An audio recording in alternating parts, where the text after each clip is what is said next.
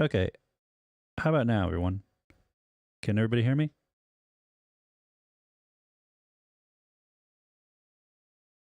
Hello? Give me a plus plus if you can hear me in chat. Okay, there we go. Sorry, everybody. I switched over to a new software, and as I was... Let me get rid of this question that I thought you could all see, but nobody could see because we weren't live yet. I switched over to some new software from Restream to have a few more things that you now see on the screen in front of you. Yeah, and we had a couple people who dropped off.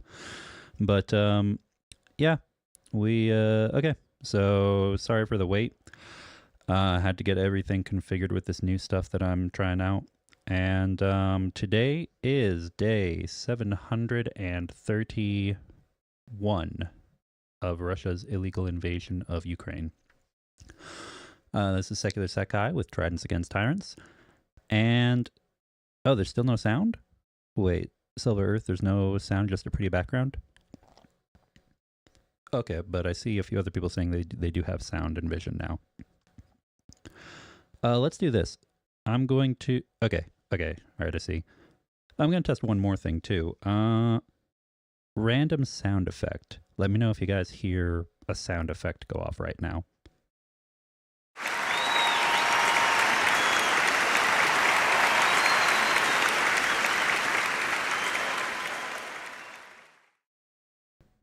And did everybody hear some clapping just now? If so, just let me know, because I want to make sure my audio from all of my equipment and all my sources is going through correctly. Okay, perfect. So people did hear the applause. Awesome. All right. Yeah, so sorry about the technical difficulties. We're going to go ahead and jump right into it. But, yeah, you'll notice that there are a few... Before we jump into it, I just wanted to mention a few things. You're going to notice... Excuse me. You're going to notice that there is a few new widgets and a little ticker at the bottom. So I want to kind of inform everyone about this before we keep going. As I mentioned in previous streams, there is a Buy Me a Coffee for making donations for our 110 FPV drones to the 110th Mechanized Brigade that we have been doing for a while now. And you can, of course, make donations with the links over Monobank and PayPal. And you'll see that now there's a little pop-up notification that tells you what email to search for to send those PayPal donations to help the 110th Brigade, who were fighting in Avdiivka for a long, long time. Now they are still fighting in the area in the Avdiivka direction. And yeah, any support is greatly appreciated. But specifically with Buy Me a Coffee, I'm going to show you guys an example right quick. Think you guys will like this. 1 second.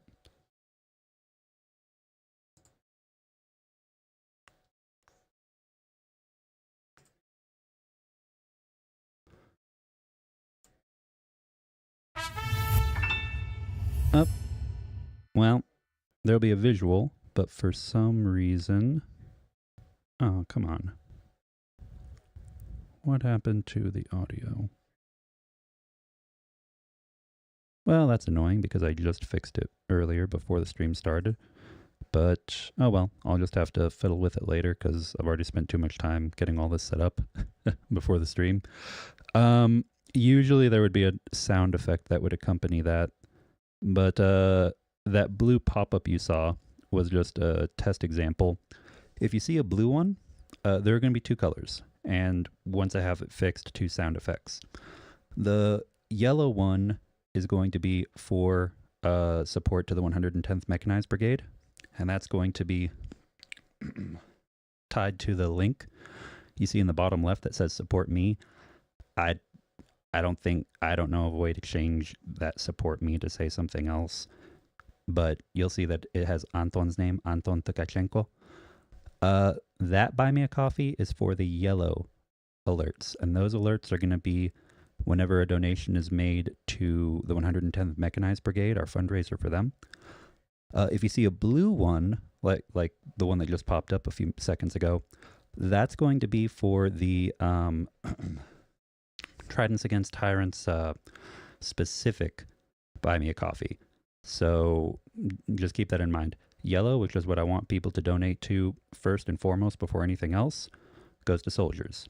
Blue is for the channel, and if you want to show some appreciation, help financially support Tridents Against Tyrants, then that link will basically allow you to make a donation that helps assist the channel. All right, so with that, let's move on.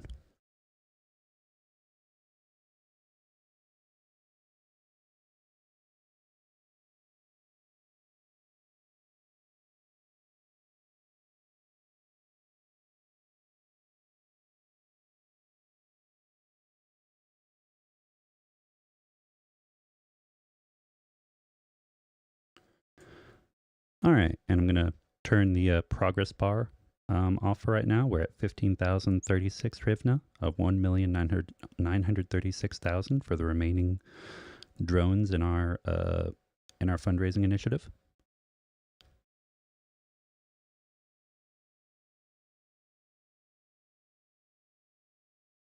And here is our first news of the day. So, this is from AP News. And Zelensky hosts Western leaders in Kyiv as Ukraine marks 2 years since Russia's full-scale invasion. From Kyiv, Ukraine, President Volodymyr Zelensky welcomed Western leaders to Kyiv Saturday to mark the second anniversary of Russia's full-scale invasion as Ukrainian forces run low on ammunition and weaponry and foreign aid hangs in the balance. Zelensky posted a video from the Hostomel airfield together with Italian Premier Giorgia Meloni, Belgian Prime Minister Alexander De Croo, and Canadian Prime Minister Justin Trudeau, as well as the European Commission President Ursula von der Leyen. 2 years ago, here, we met enemy landing forces with fire. 2 years later, we meet our friends and our partners here, Zelensky said at the airport just outside of Kyiv, which Russian paratroopers unsuccessfully tried to seize in the first days of the war. The Western leaders arrived shortly after a Russian drone attack struck a residential building in the southern city of Odessa, killing at least one person. 3 women also sustained severe burns in the attack Friday evening. Regional Governor Oleg Kipra wrote on his social media account, rescue services combed through the rubble looking for survivors.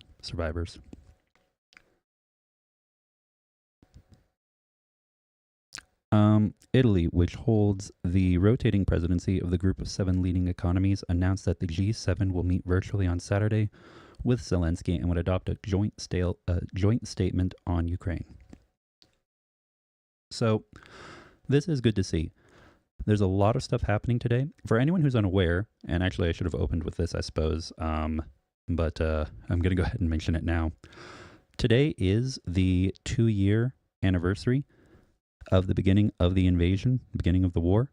And yeah, so there are a lot of events happening today and tomorrow, this weekend in general. In Washington, D.C., there's going to be a rally in support of Ukraine. They're doing this annually. They did it last year as well. And there will be additional events in Ukraine, in other cities across Canada and the U.S., really just in cities all around the world. So, yeah, if you weren't aware and you live in a major city, just about anywhere, yeah, take a look and see if there's something happening. If not, it might not be too late. You could possibly organize something yourself if you are privy to do so. All right, let's move forward.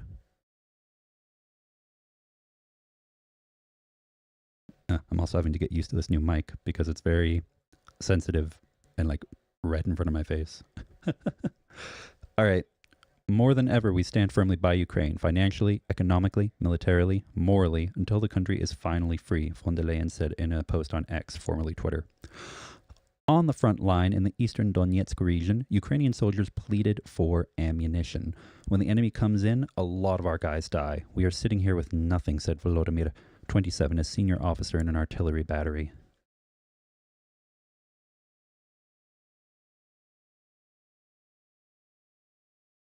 In order to protect our infantry, we need a high number of shells, which we do not have now, said Alexander, 45, a commander of an artillery unit. The two officers only gave their first names, citing security concerns. And this is something, I mean, we've all been aware of. We've talked about it here on the channel. Other channels have talked about it. You know, large media news outlets have talked about it. Smaller, lesser known news outlets have talked about it. Ukraine needs ammo. And there are allies in Europe and other parts of the world, including even, I believe, I could be wrong about this, but I believe even recently Japan and Australia, who have assisted a bit with equipment, and in Europe some with ammunition. But really just the large amount of ammunition that is needed, not it would be nice to have, but is needed, guys. Really only a few countries can deliver that. One of the biggest is the United States. So we continue to push for the aid package to go through Congress. Around 100 people gathered outside St. Sophia's Cathedral in central Kiev Saturday, calling for the release of Azov Brigade members who were taken captive by Russia after defending the southern city of Mariupol.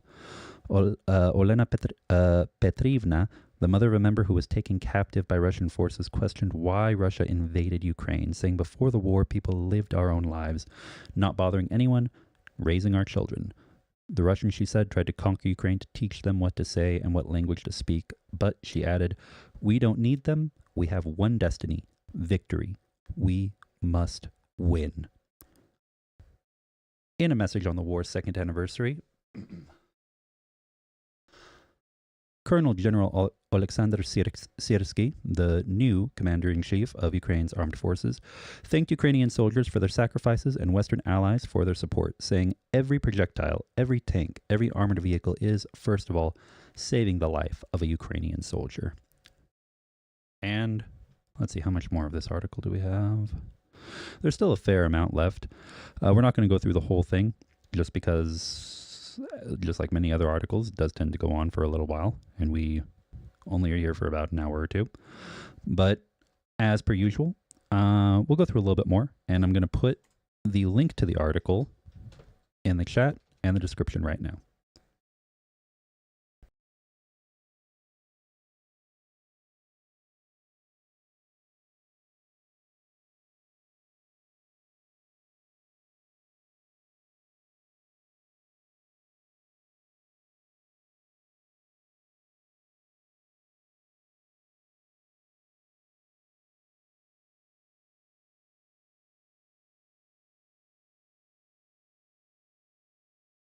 One sec, let me just get this copied.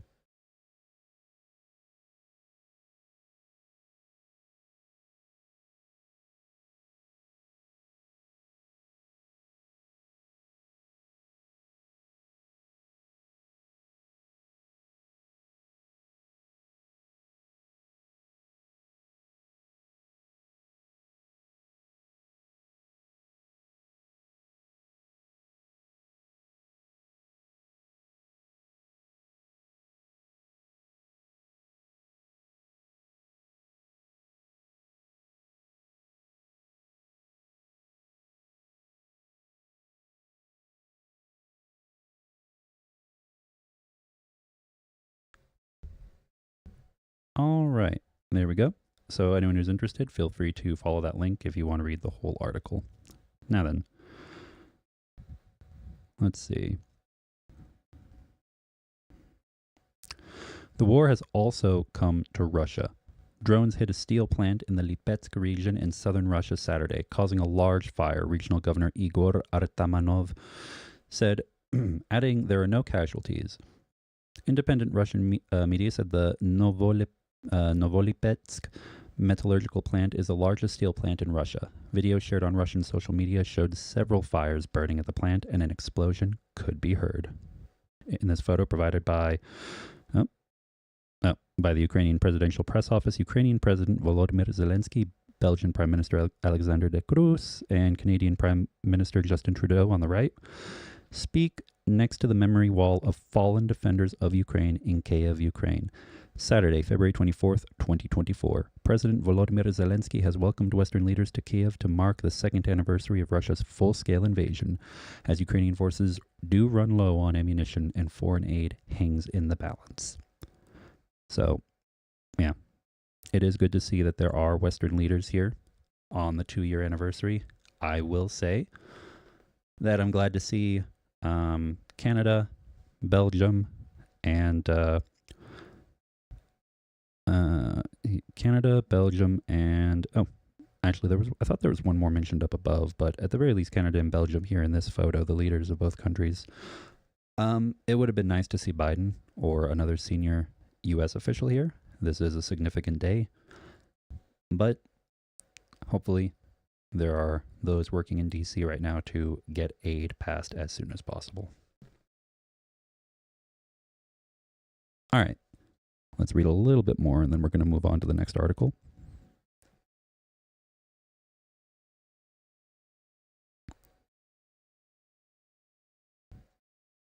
Here we go. Solidarity demonstrations with Ukraine were held across Europe, including in London, Berlin, and Stockholm. In Belgrade, hundreds marched through the city center carrying Ukrainian flags. Though it has condemned the invasion of Ukraine, Serbia has not joined Western sanctions against Russia and maintains friendly relations with Moscow. Yeah, that is not very surprising for anyone who is familiar with Serbian politics and their relationships with their own neighbors. A somber mood hangs over Ukraine as the war against Russia enters its third year and Kiev's troops face mounting challenges on the front line amid dwindling ammunition supplies and personnel challenges. Remember, everybody, the mobilization still needs to occur if Ukraine does want to win this war. However winning the war might be defined, of course, ideally that is taking back all of the territory, including Crimea, and forcing Russian occupiers out. Then there needs to be more equipment from the West, and there need to be more personnel on the front lines. And acquiring both has proven difficult, both domestically and abroad with Ukrainian allies, unfortunately. Its troops recently withdrew from the strategic eastern city of Avdiivka, handing Moscow, I wouldn't say one of its biggest victories, but a symbolic victory, unfortunately. So this is something we need to be aware of, and we need to be pushing for Ukraine to get everything it needs. All right. Let's move on to the next article, because as it's mentioning here, with regards to demonstrations occurring today, there is, in this next article I'm going to show you, from The Guardian, we have quotes from several leaders across the world in support of Ukraine. Russia-Ukraine war live. Oh, and I'll put it in the description in a bit, but first, let's go ahead and put it in the chat.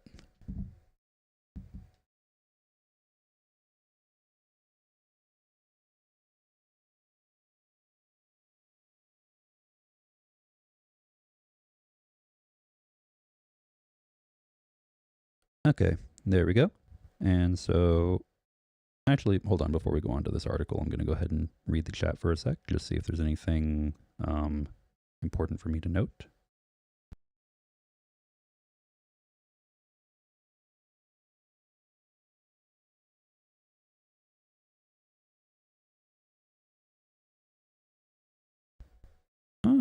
I see someone from Cambodia here with us. Thank you for joining. And Mark Sangamon, Anna, and Hill, Sally Lewis. Hey, Dick. Yep. I did get all new mic and gear, and it is working pretty well. Thanks for being here, man. Amonski, Amarthski, Silver Earth.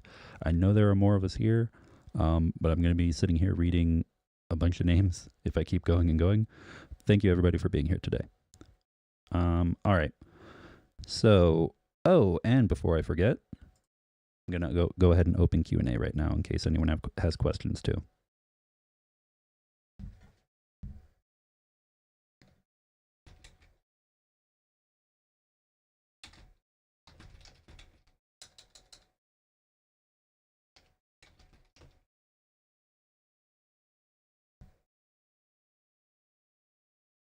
You guys might be able to hear my keyboard a little bit because with my setup, my laptop's too far away from my arms.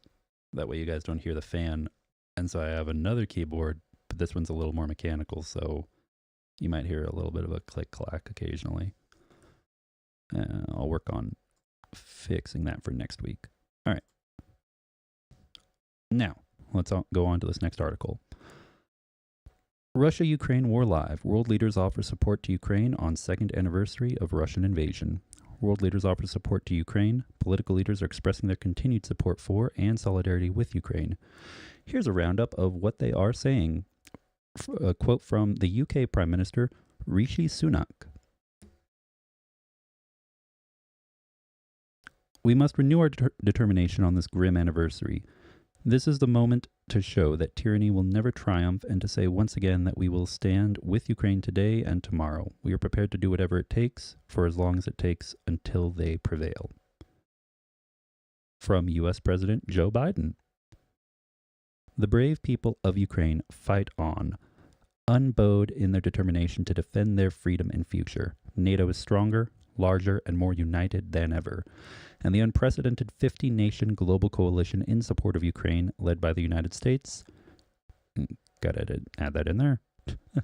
I like to think of it as an effort across the whole world, but at the end of the day, yeah, a lot of the material support has been coming from the U.S. Remains committed to providing critical assistance to Ukraine and holding Russia accountable for its aggression. The American people and people around the world understand that the stakes of this fight extend far beyond Ukraine. From Moldovan President Maya Sandu, and this is a neighboring nation of Ukraine, also quite vulnerable to Russian aggression and hybrid warfare. I thank Ukrainians for their tireless fight for freedom and for protecting peace in Moldova too. In these 2 years, the free world has shown unprecedented solidarity, yet the war persists. Our support must endure fiercely. And there are quite a few of these, but, these are major leaders of the world. So we're going to go through these quotes right quick.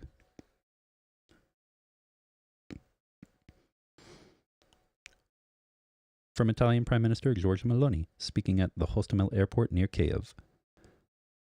This place is the symbol of Moscow's failure. This place is the symbol of Ukrainian pride. This land is a piece of our home, and we will do our bit to defend it. The Polish Prime Minister, Donald Tusk. 2 years of Ukrainian heroism, 2 years of Russian barbarism, 2 years of disgrace of those who remain indifferent. And the Polish President, Andrzej, I'm sorry guys, I've actually never heard his first name pronounced, Andrzej Duda. I'm going to assume that's actually supposed to be like Andrzej Duda. We have support, and will support Ukraine in its fight for freedom. Today, this support is still extremely necessary regardless of war fatigue. The free world cannot allow Putin and Russia to triumph. Oh, nope, there are still a few more. But only a few more. We're gonna go ahead and finish the last of them. From European Commission President Ursula von der Leyen. More than ever, we stand firmly by Ukraine, financially, economically, militarily, morally, until the country is finally free. Romanian Prime Minister Marcel Ciolacu. Commemorating today 2 years of Russia's war of aggression against Ukraine, we stand united and in full solidarity with Ukraine, until it achieves victory and a just peace. German Chancellor Olaf Scholz. Ukraine is standing because Ukraine is strong and courageous, and because it has friends in Europe and all over the world. We are proud to be among her friends today and in our common European future.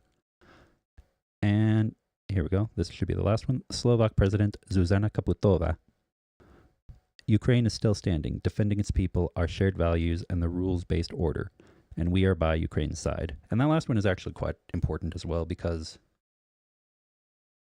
much like Hungary, which does not have such kind words from anyone in their current government, Slovakia, people have been looking to see if anti-Ukrainian elements of government opposition there, well, actually, the party of the current,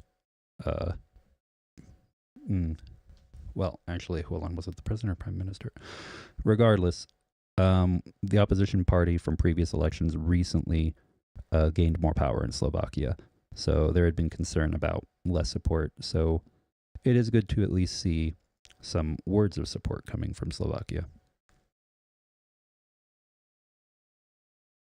All right. And Ukrainian President Volodymyr Zelensky said on Saturday he had signed a bilateral security agreement with Canadian Prime Minister Justin Trudeau in Kyiv. Canada joins Italy, Britain, Germany, France, and Denmark in concluding a 10-year security deal with Kyiv. The agreements are intended to shore up Ukraine's security until it can reach its aim of becoming a member of the Western Military Alliance, NATO. And hundreds of people have gathered at Marble Arch in central London to protest against Russia's invasion of Ukraine as the conflict reached its second anniversary. Now, the rest of these, I believe, are connected, to other articles, but this is still pertinent information because it relates to what's happening today. Remember, as I mentioned, there are many protests and rallies happening all across the world today in support of Ukraine to mark the 2-year anniversary. So, demonstrators waved Ukrainian flags with others wrapping them around their shoulders, PA Media reported. Other protesters bore signs urging Russia to stop the war, labeling Russian President Vladimir Putin a terrorist and urging international powers to offer more support. On the second anniversary of Russia's invasion of Ukraine, protesters marched from Marble Arch to Trafalgar Square in support of Ukraine.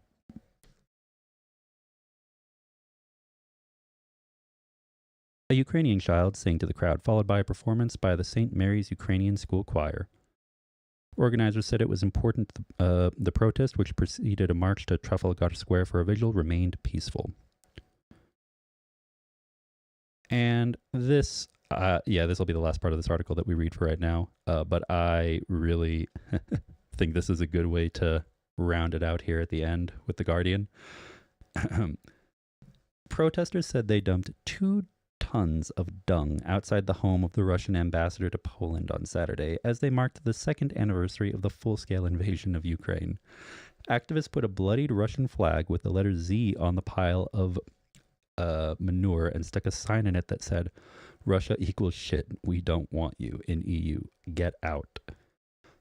Pictures of the protest in Konstancin Jeziorna, seen by Reuters, showed the town near Warsaw is where the ambassador lives. Elsewhere in Warsaw at 6 a.m. local time, other protesters played the sound of sirens, gunfire, and explosions outside a building housing Russian diplomats, Reuters reported. "We wanted a clear signal to the Polish authorities and the European Union. It's high time to expel Russian diplomats from our country," said Dominik, a protester quoted in a statement.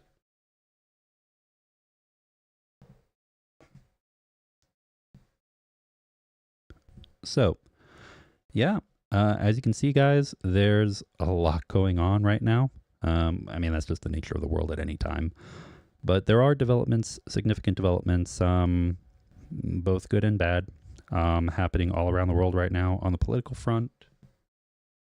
We are seeing lots of words of support, which is nice, but of course we need to see more actual physical support. We need to see it from the US, from the EU, other NATO countries, from maybe even some third party, another country outside of NATO and the EU, South Korea, Japan, Australia, anyone who could be considered an ally to Ukraine.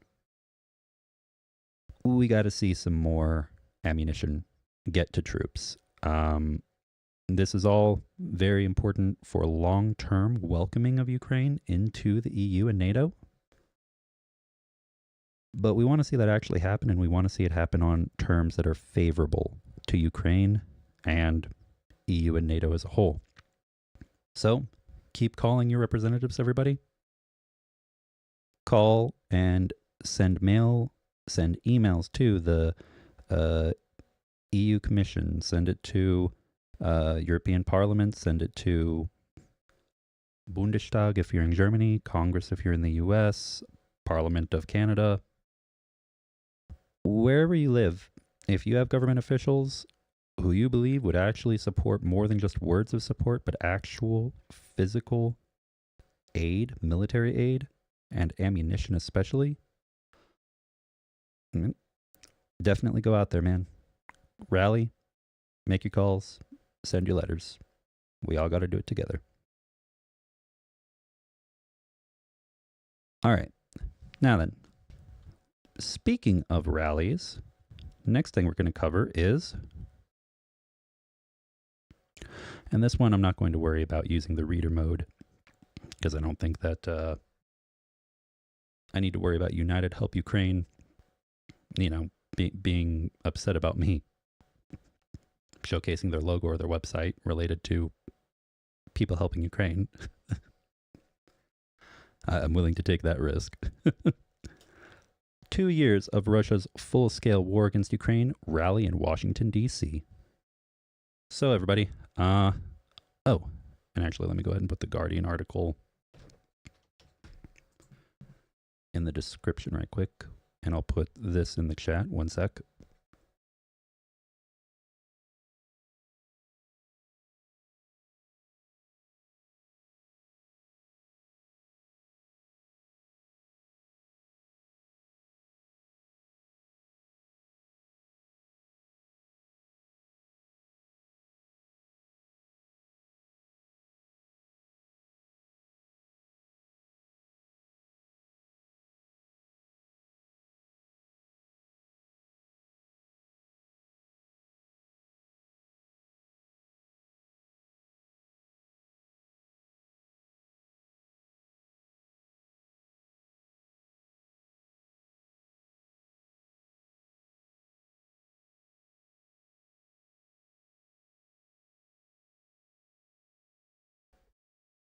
All right. And there we go. So now if you guys want to check out this website, and feel free to check out that link. If you're on a mobile device, feel free to click it or tap it, save the page, and then come back if you want to keep listening. 2 years of Russia's full-scale war against Ukraine rally in Washington, D.C. at 2 p.m. on February 24th, today. So actually it doesn't give the exact time, but I'm guessing that's EST, which would be, I guess, in like an hour and 15 minutes. 2 p.m. So, sorry. 2 hours and 15 minutes. The Ukrainian diaspora, together with the Ukrainian embassy, supporters of Ukraine from the USA and around the world, will gather at the Lincoln Memorial in Washington, D.C. for a mass rally marking the second anniversary of Russia's full-scale genocidal war against Ukraine. And details, it'll be today from 2 to 3:30 p.m., I'm assuming Eastern Standard Time, at the Lincoln Memorial in D.C. There's a link to a Facebook page for the event. So if anyone who's listening is in DC, or if you know someone in DC, and you're realizing, oh, hey, maybe I want to text someone right now, see if they have an interest in going to this. Last chance, last call to do so. Show your support by marking yourself as interested or going, and stay updated by visiting the event page for more information.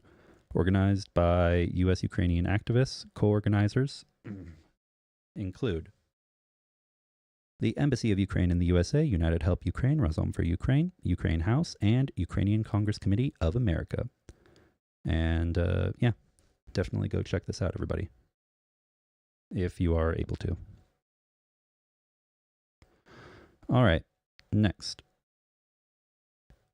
Speaking of one of those organizations mentioned, actually, let's take a look at chat real quick, because I have another thing to show you. But first,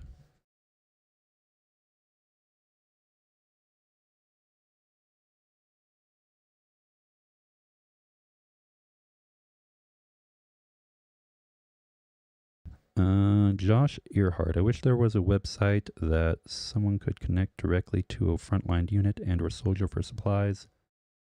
Yeah, I know what you mean. I mean, there are grassroots fundraisers like the one we're doing. So you can find, if you really dig, you can find legitimate fundraisers for specific units or brigades or regiments. But if you're wanting like a centralized database of them and which ones are legitimate, which ones are questionable as far as fundraisers go, I don't know of a good resource for that. And that is something that would be very valuable to put together. It would also require a fair bit of maintenance and investigative journalism, just to make sure that everything does seem like it's on the up and up. And to continue to check on that over months and years' time during the course of this entire conflict. If anyone does know of a resource like that, please let me know, because with everything else I've been doing, that's something I've thought about compiling. It just, something like that takes a team and it takes time.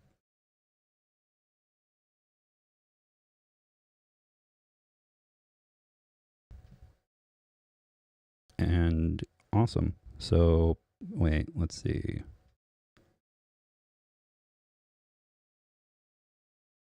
Big Mac Battle Blog, Greg Terry, Sukumimus. At the end of this video, I'm not sure what that last comment is, Mr. Squiggle. Might need to reword it. But all of the channels that you mentioned are very supportive of Ukraine. Glad Mercado, yeah, Andrew's going to be going. Mercado Media will be at the rally, so that'll be fantastic to see. I'm sure I'm assuming he'll probably be streaming it, so if so, be sure to tune in.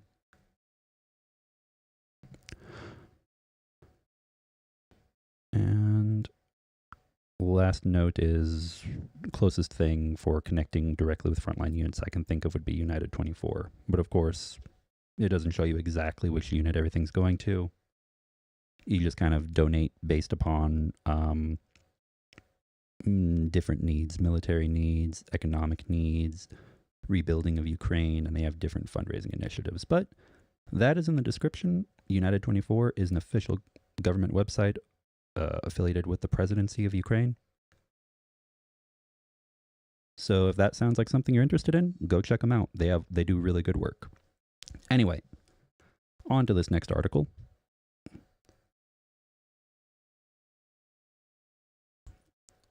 From Razom for Ukraine. Oh, shoot. And let me put that in the chat.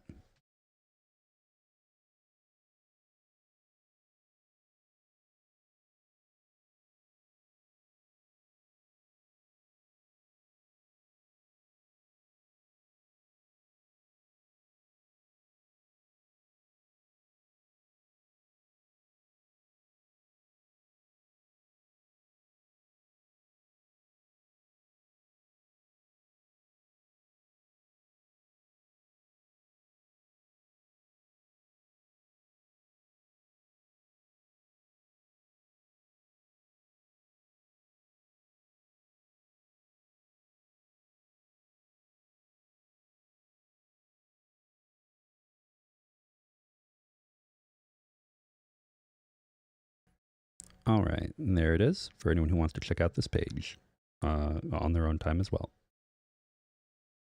1 year of Russia's war against Ukraine, rally in Washington, D.C. However, the reason I want to mention this is because today is the 24th. Oh, wait.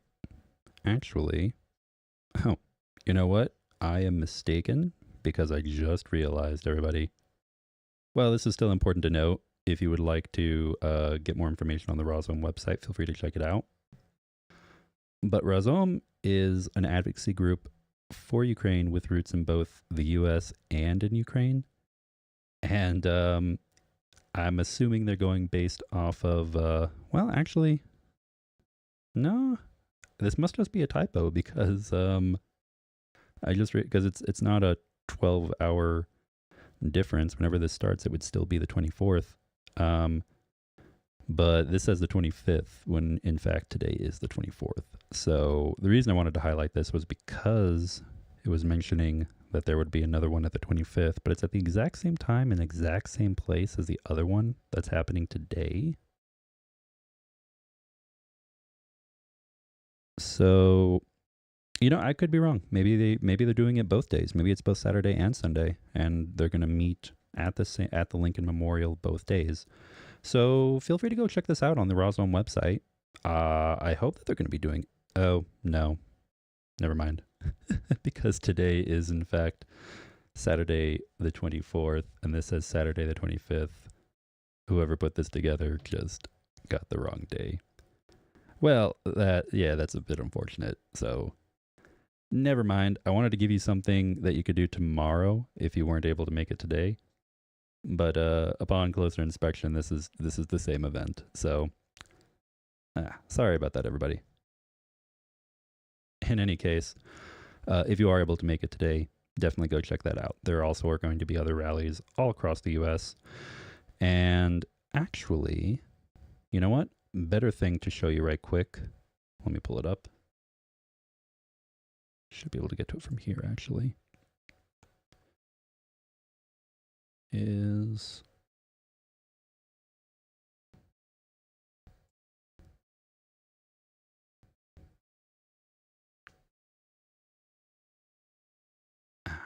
Hold on one second. Let me pull this link up so I can show you.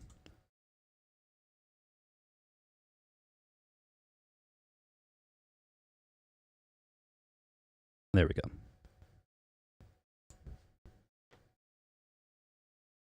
The global rally. This is really what I wanted to showcase. For anyone who's not in Washington, D.C., you can find an entire map that'll show you where all rallies that are currently officially announced and planned with the UWC, which should be Ukrainian World Council. Here, Ukrainska Pravda, a leading Ukrainian media outlet, the Ukrainian World Congress, has created an interactive Stand with Ukraine world map that identifies countries, cities, and locations where peaceful rallies will take place on February 24th, 2024. Well, let's take a look at the map real fast. And since most people watching this, well, actually, there shouldn't be a need to translate, I don't think. Well, we'll do it anyway. Translate to English. Join the global promotion, join the global rally. And this is an annual event. They did it last year. They're doing it this year. And actually, in the last 24 hours, there are a few extra dots that have popped up. So this is very good to see. There might be a few more that I can show you right quick. All right, let's see here. Let's zoom in a little bit. If it will let me. Well, perhaps it will not. For some odd reason. Okay, let's try Seattle. Let's see if it'll zoom in. Well, if it won't zoom in, then I can zoom in. Oh, no, I cannot because of the way that they programmed this website. Ooh, well, that's annoying. All right, well, you should still be able to see it pretty well, I think. Yeah, there we go. Hopefully. So in USA, Seattle, with the Ukrainian Association of Washington State, for example, this one happened at 11:30, so this was a morning event. Let's go to DC.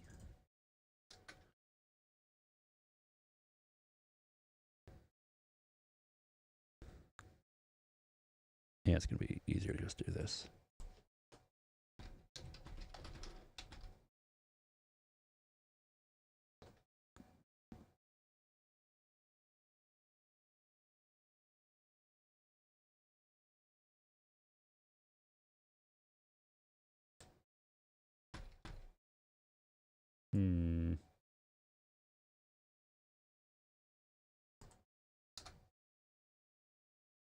Oof. Well, I do love the idea of this, but I will be honest, this could be a little better organized for being able to do things like zoom in to view things. In any case, if you want to explore this website and see if there is an event happening anytime today before the day's over in your city, that will be in the chat right now, and you can go take a look. All right, everybody. And I guess the last thing I wanted to show on this map is just there are quite a few in the US and Canada, which is great to see. There are a lot happening in Europe. If you are in Europe, anywhere in the EU or one of these NATO countries in Europe, take a look at this map. There is a very good chance that there is an event happening in your area. And this is what we want to see. This is what we want to show people. The fact that there is support all around the world. And even if we can't speak for all the governments of the world, citizens of the free world stand with Ukraine. And we can see that through things like this map. All these people who are willing to organize rallies and protests in support of Ukraine. There's even a few down here in, in, let's see, in Africa, in South America, a couple down in Brazil, Argentina, Chile. There were 0 in Mexico before, and now there is one that's happening today at noon. So, yeah, even just a 24-hour time period, a lot of these started to pop up, which is fantastic to see. One in Iceland, one all the way over in Kazakhstan, Japan, South Korea, Thailand, South Africa, Madagascar, Indonesia, Australia, New Zealand, of course. So yeah, anyway, that's that. Go check it out, everybody. You'll definitely find something. All right, now before we go on to any more articles, let's go ahead and jump over and let's take a look at an update on what's happening at the front lines. We're going to do it, as per usual, with Juzzy. 1 second. Ah, you're in Spain, Leslie? Bueno, pues, busca algo en Catalonia o Barcelona. Look for something in Spain. There's plenty of stuff. And if you know anyone here who knows any Spanish speakers who are supporters of Ukraine, check out that map. Mexico, España, Argentina, Chile. There are a lot of Spanish-speaking countries in the world, everybody. And more support for Ukraine across all languages, across all continents. That is fantastic news.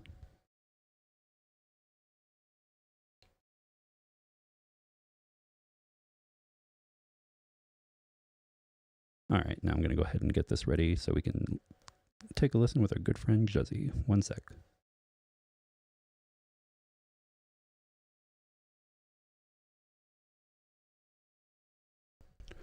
Oh, and also, I don't think we have had any, but if we do get any, oh shoot, actually, maybe I just realized I need to move these down, because if we did get any alerts, especially since the sound isn't working, this is currently going to be covering them. Shoot. Let me move this so that's not the case.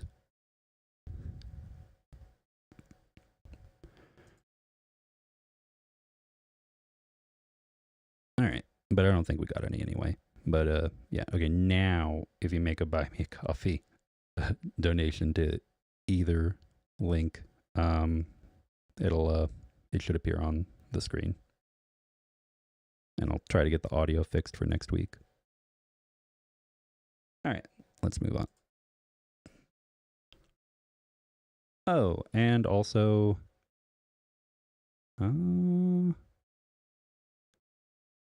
let's see.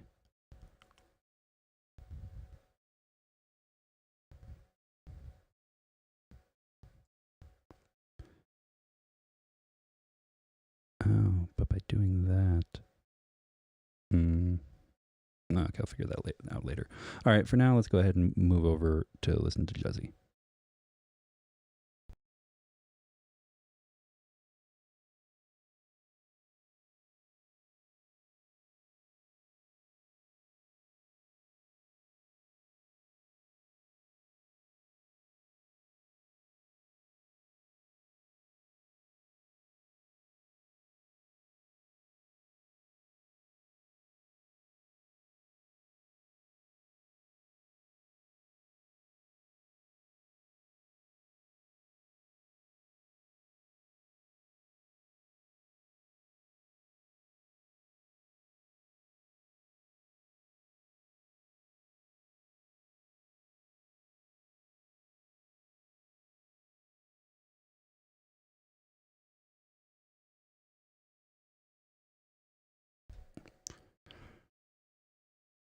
All right.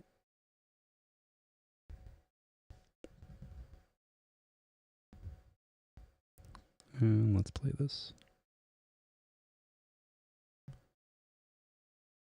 Day 729 of the Ukrainian War map, also known as the Russo-Ukrainian War. Juzzy here, and today is another update as I take a simplified and down-to-earth approach to some of the most important happenings on the ground in Ukraine. So starting off, once again, we'll take a look at those Russian losses, as currently Russia sits on more than 408,000 military personnel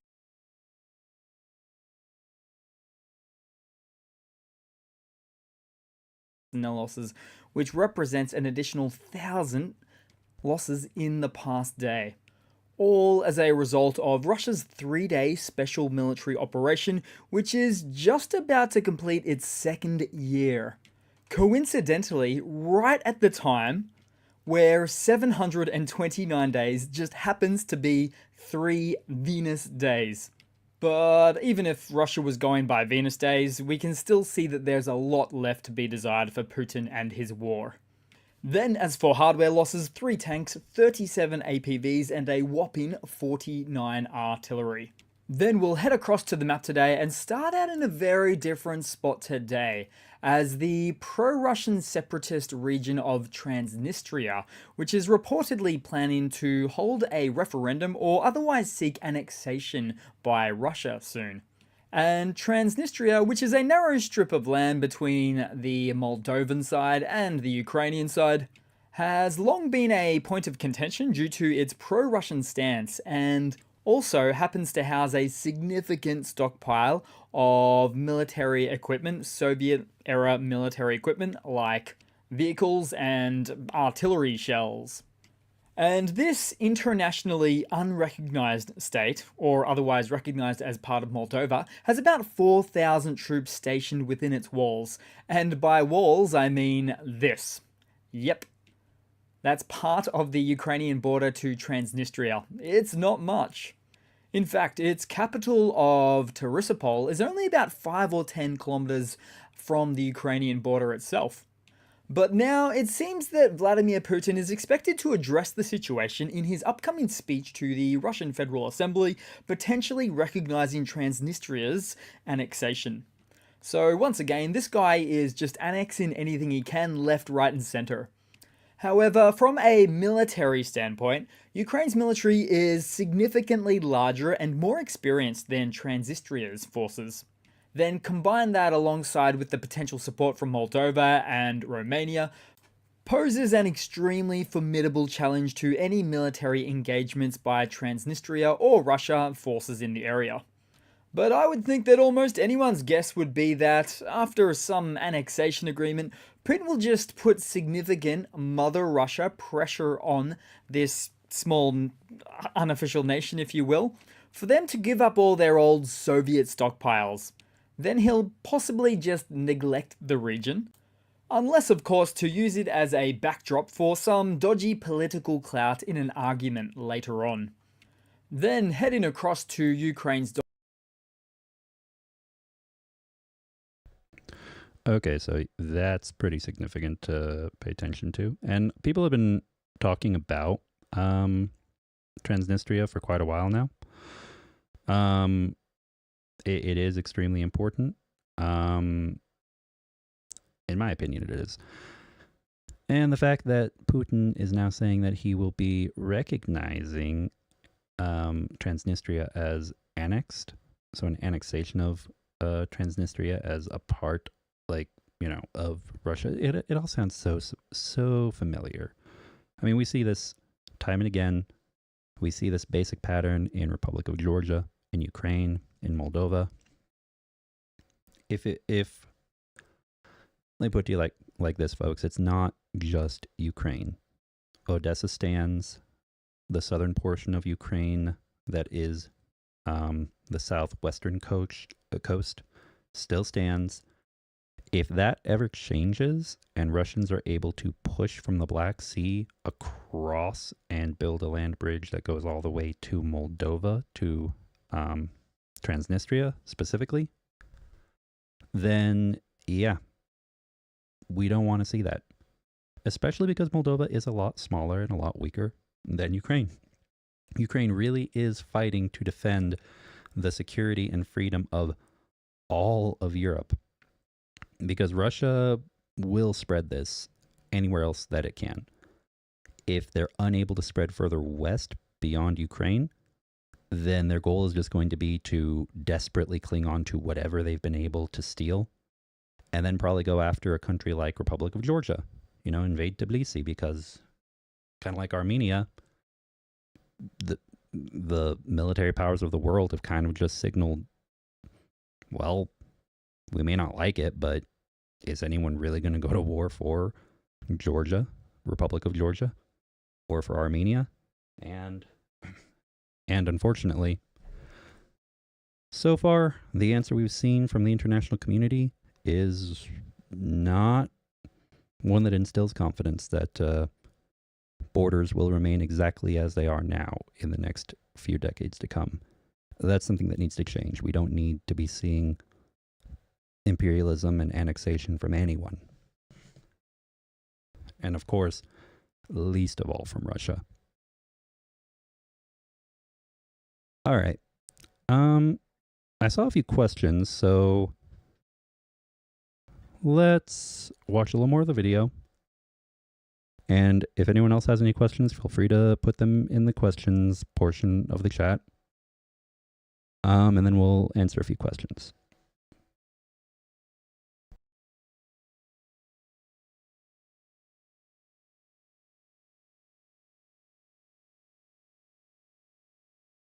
Donbass into the Bakhmut front, as new Russian advances have been observed towards the north and east of Ivaniska. So I'll zoom in right there for that one. And while some of these advances were not entirely unexpected, the recent positions held by the Russian forces of the area north of Ivaniska raises concerns for the AFU. Then moving a bit further south, so Russian forces also managed to take up some positions in the southwest of the location of Avdiivka at Severna, all as head-on engagements turned into a great deal of difficulty for Russia as far as Lashto-Kina is concerned, with the Russian army's attempt to continue some erratic assaults after the Ukrainian withdrawal from Avdiivka.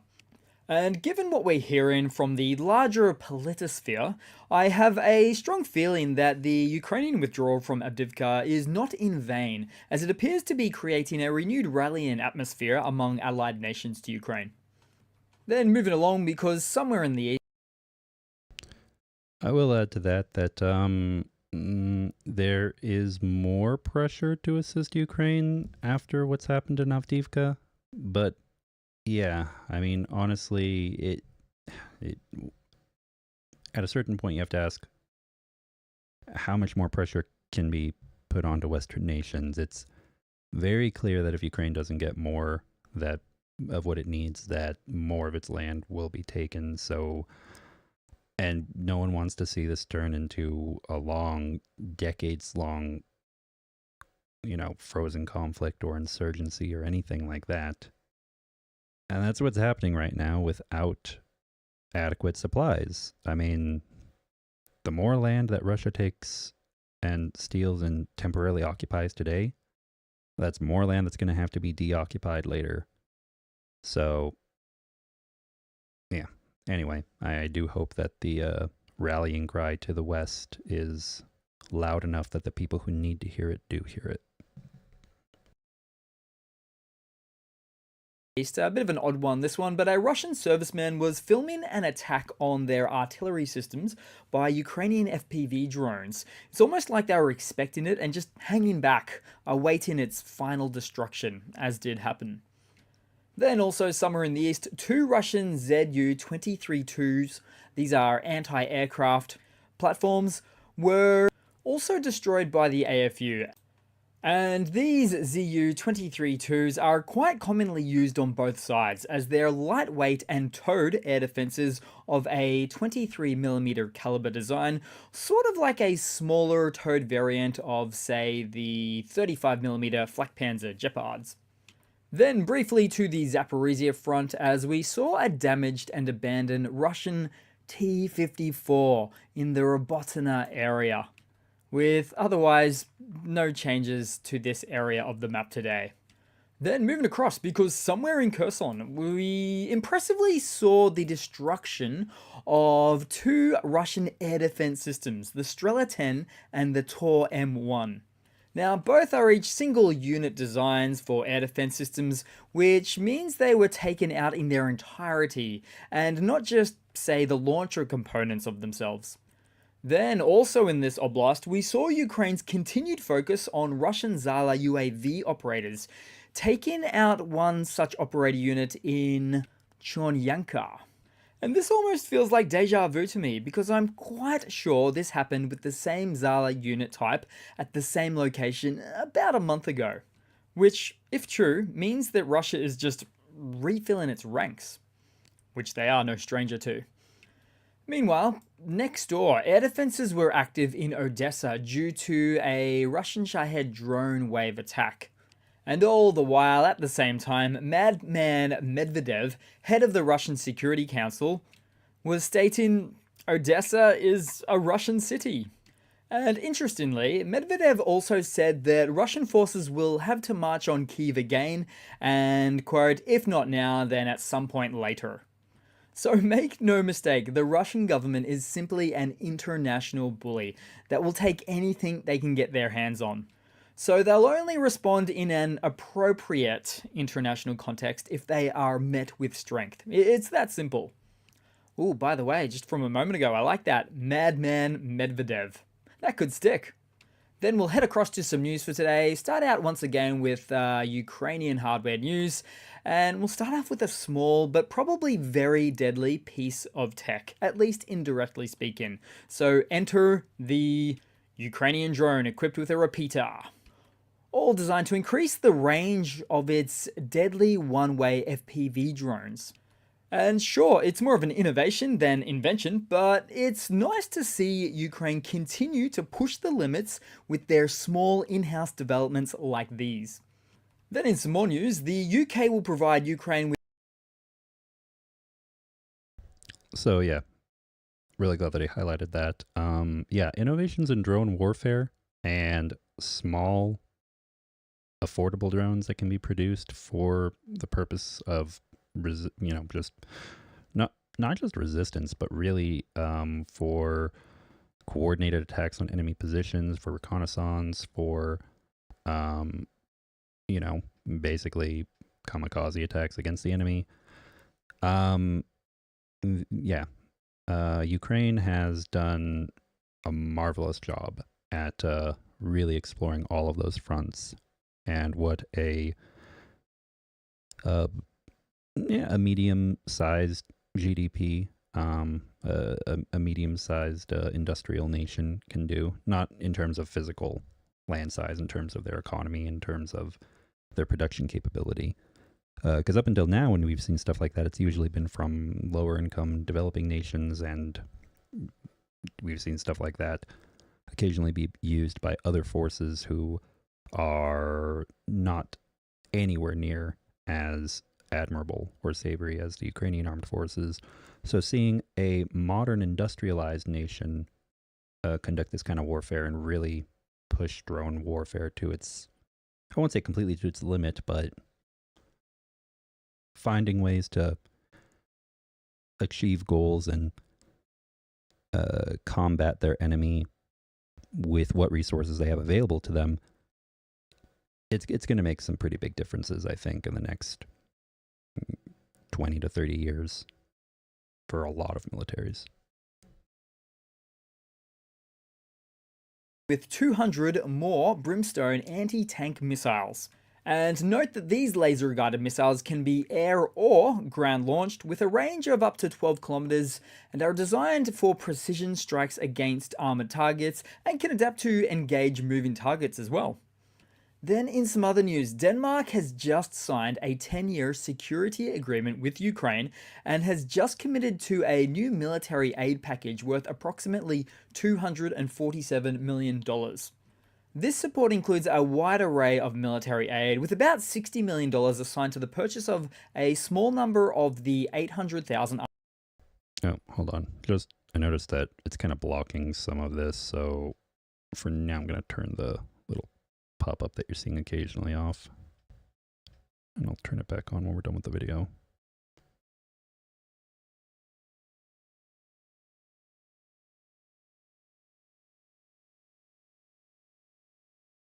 Artillery shells from the Czech Republic that they received recently. And the package also includes air defense munitions, mine clearance equipment, drones, radars, and communication tools. Now, the Danish PM Fredriksson also emphasized the critical nature of international solidarity, stating, quote, "If we don't stand together, Ukraine won't stand, and potentially Europe won't either."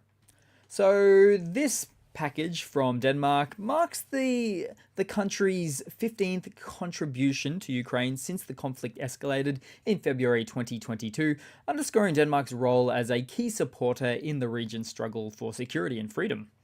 Then, in some relatable news, now Italy is set to sign a bilateral security agreement of its own with Ukraine. So one by one, we see each country signing up, which helps to give a great deal more autonomy in each nation's ability to support Ukraine. Or in other words, smaller but faster aid packages that can be tailored to Ukraine's needs as required.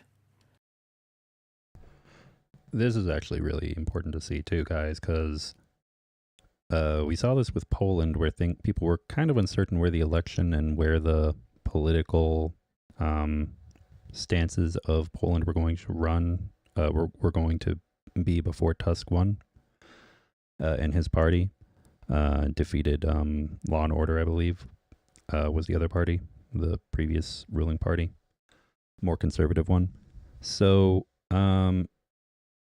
yeah, Italy is known for being many things, but fairly conservative, I think, is one thing that people could add to the list. So seeing Italy jumping on board to assist Ukraine, this really is a great thing to see, because it shows that not just in terms of political parties and individual countries, but ideologically across continents, the traditional left-right divide, whether economic or social, that people usually talk about when it comes to politics, we're still seeing pretty broad support from both sides in Western or traditionally Western aligned countries.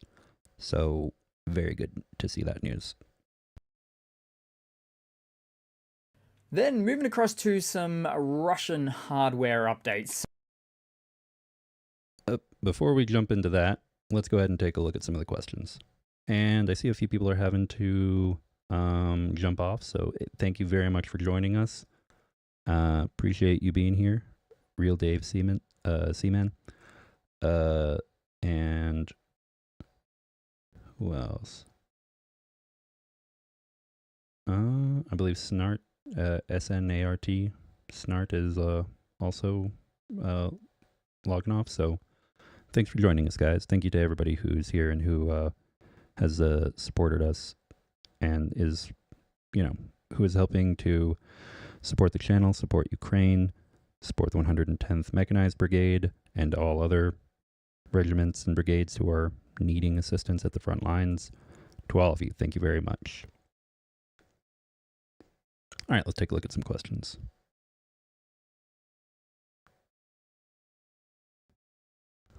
Also, I'm just realizing I should probably have my Discord open too, because I do believe I'm getting messages.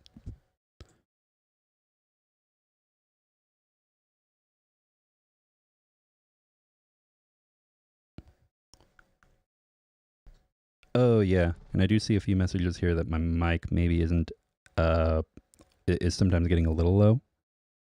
Yeah, sorry, it's a new mic, everybody. I'm getting used to it. I've got most of the sliders up to where they need to be, but I'll play around with it a little bit more later. I hope you can all hear me pretty well.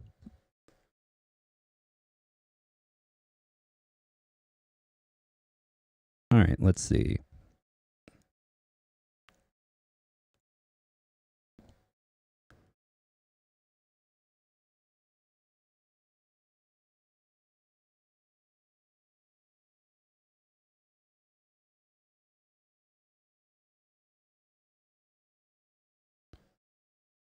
All right. What else have we got? Oh, yes. Also, I got a request. Oh, I completely forgot to do this, which I actually did put it. Sorry. So I'm getting a few questions, and we're going to get to the questions momentarily. One that I got was to put the Tridents Against Tyrants buy me a coffee link up, because the one for donations to soldiers is up, and that's the one. Oh, in fact, let me turn that back on so you can all see it. Well, oh no, we're not done with the video yet. Okay, when the video is done, I'm going to turn that back on. But yeah, the one that you had been seeing before is specifically for soldiers. That's the one I want highlighted, that everyone goes to first. But I'll go ahead and put the one for the channel in the chat as well. And next time we do a stream, I'm going to update everything so that information shows up a little more frequently. All right, one sec.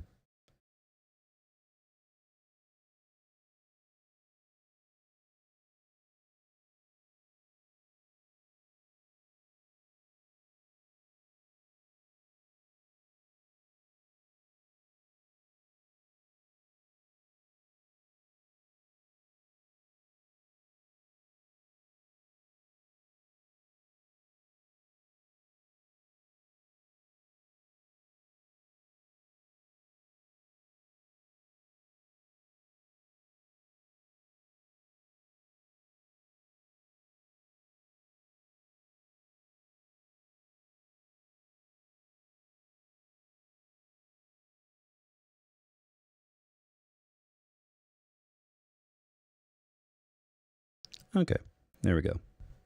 So that is in the chat now.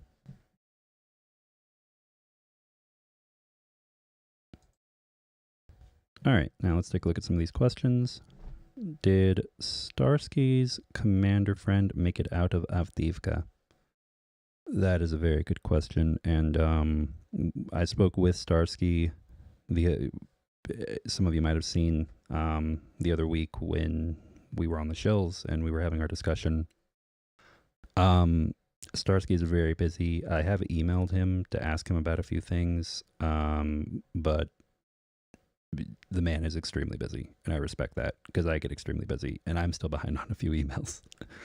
So I haven't heard back from him yet regarding his commander friend. The next time I speak with him, I can definitely ask. I am not certain because his schedule sometimes ends up changing last minute, but I believe he's going to be on the shills later today when I'm over there with Dick and with Commander, with the rest of the shills crew. So if he is, I can ask him if his friend was able to make it out of Avdiivka. I can tell you this, I'm not going to go into detail, but unfortunately there were casualties, there were people who were captured that I'm aware of, people who were friends of contacts of mine. So Avdiivka was not good. I'll keep that in mind. Thank you for a good question. Do you know? Oh, and that was from Alexis Kiri. Sorry if I didn't say that. From Aussie Bugga.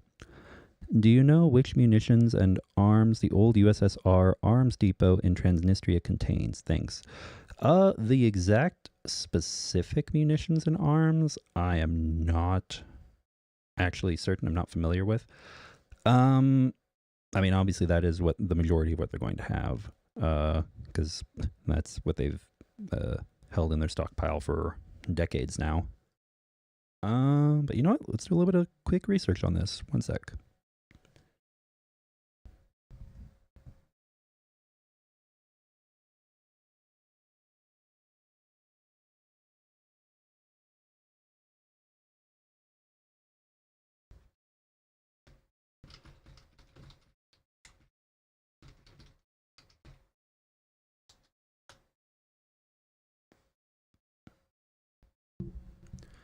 Well, you know, using my amazing skills of doing a cursory Google search, a few things that I'm seeing here listed, and this is not verified, this is just what I'm finding immediately upon looking it up. I'm seeing here from the Soviet era, in terms of tanks, T-64 BVs from back in the early 60s. Armored fighting vehicles like the BRDM-1 and BRDM-2. MTLB, armored fighting vehicle, and GTMU. Self-propelled anti-tank missile systems, the 9P-148 Concours, BMP-1P, infantry fighting vehicles, various different BTRs for armored personnel carriers specifically. There's one that appears to be... Oh, here we go. There are two things that appear to be domestically produced vehicles, at least. The BTRG 127 Bumblebee and the Trans V, which is a Humvee copy based on the GAZ 66 chassis, which is an old Soviet 4x4, and I guess also later produced in the Russian Federation. So for like military truck. So not really utilized for civilian purposes. So yeah, I mean, there's actually a long list of different vehicles and weapons they use. As going into weapons real fast, they've got 14.5, various 14.5, 23, and 57 millimeter anti-aircraft guns, often the kind that have to be towed. For self-propelled, same calibers, 14.5 and 23 millimeters. So yeah, there's a couple of different things that I'm seeing here.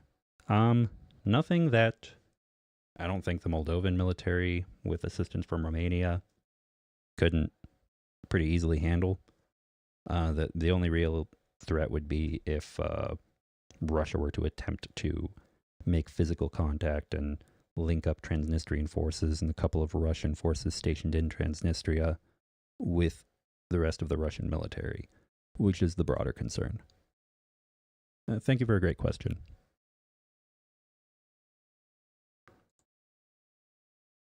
All right, let's see here. Any more questions? Not in the questions section. Yeah, and I've also heard the same thing, Sally Luce, that, I mean, this is really old ammo, kind of like some of the stuff the North Koreans were sending the Russians. It likely is not all completely reliable.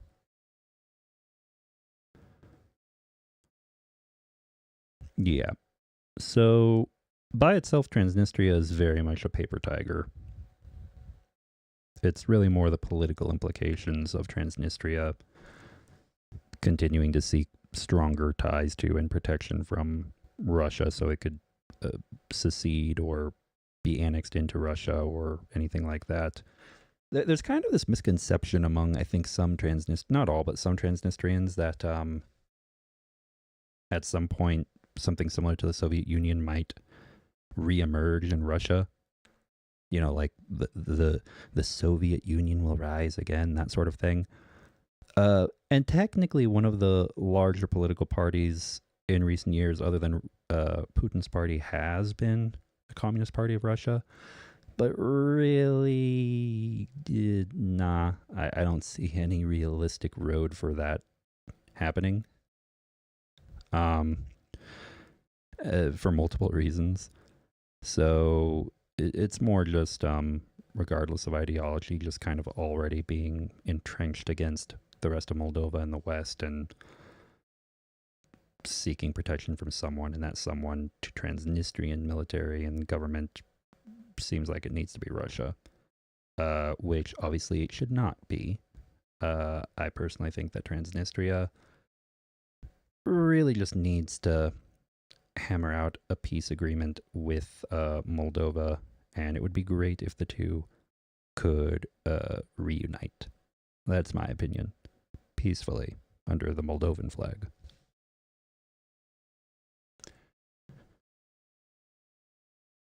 All right, now then, I don't see any more questions yet so far.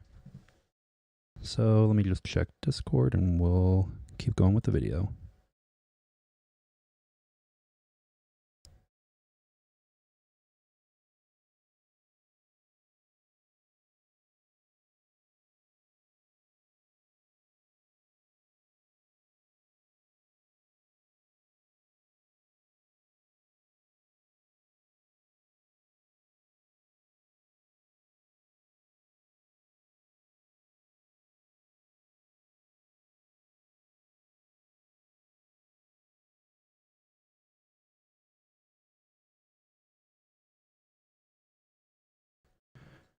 Nope, nothing that I see so far.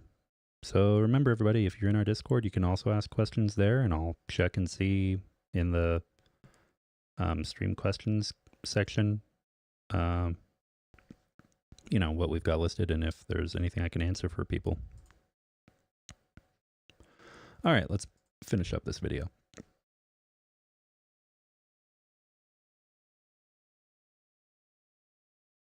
So for this one, the newly invented Russian military exoskeleton. Now, there is some mixed ideas on what this really is. Some say it's possibly a mobile anti-drone defense suit, but it's not actually constructed the same way. Similar, but not at all the same.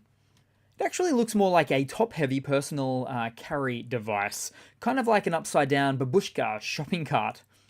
So likely an infantry device for moving around equipment with, which is now more important than ever, given that it's becoming something of a luxury for Russian troops moving around, given that all of the Scooby-Doo Buhunka vans are probably now starting to face their own extinction-level event from being lost in Ukraine. Then moving across to something of a Russian military mobilization blunder segment today, guys. So after many Russians continued to attend makeshift memorials. Ooh, we're going to finish this, but actually 10:30, 10 minutes, 30 seconds. Let's go back because we already saw it earlier, but didn't really have a chance to comment on it. And I do want to see it again. Current losses on the Russian side.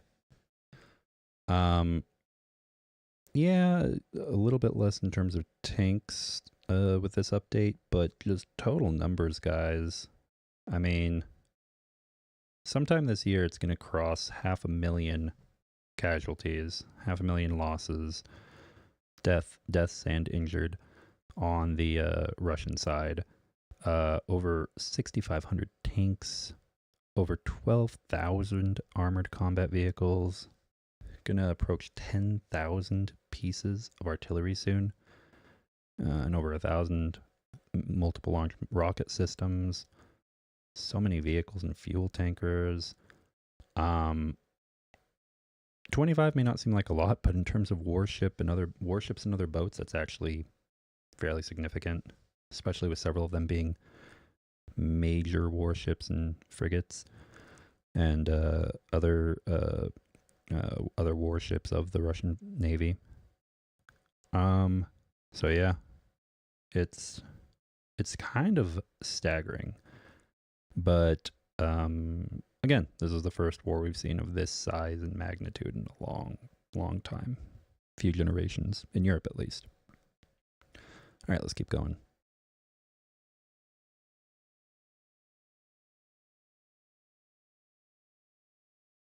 Memorials following the death of the late opposition leader Alexei Navalny, who died in prison in Russia on February 16th. As a result of this, many were arrested and locked up, with then only to receive military draft summons notices upon their release from custody. Just wow. This country, this Russia, is turning more and more into a dictatorship day by day. And I also do find it strange how sending some of your most anti-war citizens to serve in a war has any benefit for you at all, as it's just a situation waiting to backfire, as many will likely end up performing mutiny once pushed into the military. It truly boggles the mind. Oh, and it's not just the guys that are having the problems, because recently a woman in Russia asked a church for a memorial prayer for Alexei Navalny, and long story short, after which the church sold her out to the police, giving her all sorts of legal troubles. Yeah, remember everybody. In not even Soviet Russia, in fascist Russia, the church prays that you don't come to them with anything because they'll be basically they'll throw you under the bus. Just like the Soviet times, FSB, GRU, all of these different intelligence agencies of Russia, they keep an eye on people in the Russian Orthodox Church and other churches of Russia. They will sell you out. And that is the unfortunate truth of how politics and religion in Russia mix. Just what kind of society has this country become? Oh, I think we all know the answer to that one. Then moving across to a lighter segment today, so Gerasimov has reappeared. Yes, lighter news, so allow me to explain.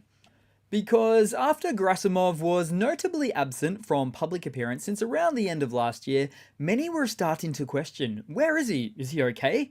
Did he get hit in a Crimea strike?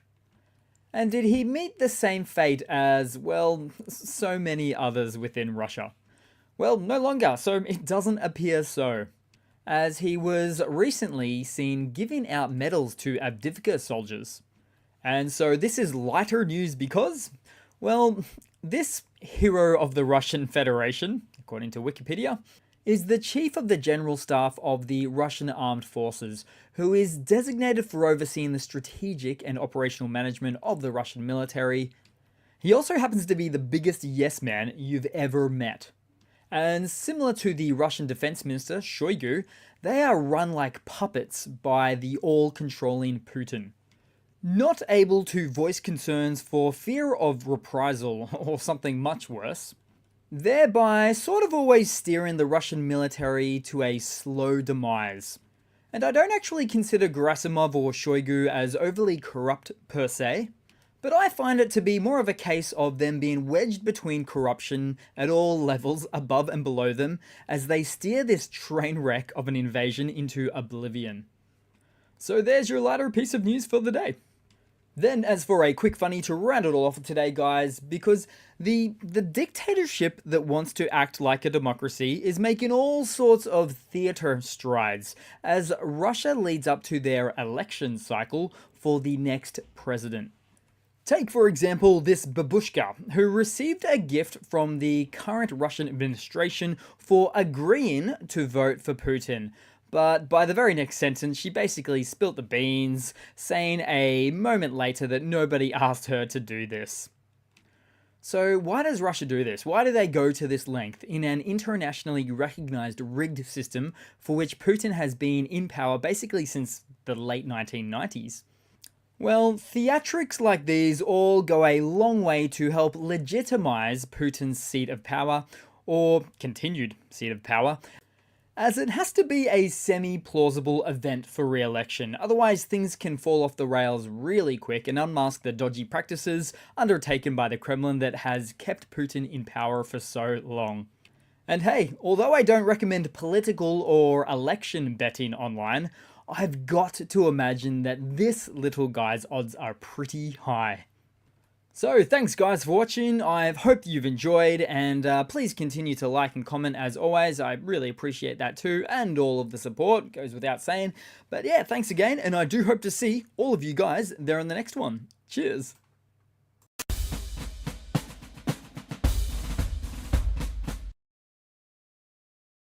Alright, cheers, Jesse. He is a really great guy. I've never had a chance to talk with him directly. I'm sure probably someone out there has, but I haven't, and he makes fantastic updates. So, as usual, should have done this at the very beginning of the video, but we're going to do it now. Let me go get his link for his channel content so you guys can remember to go subscribe to Juzzy. Here's the link to his video.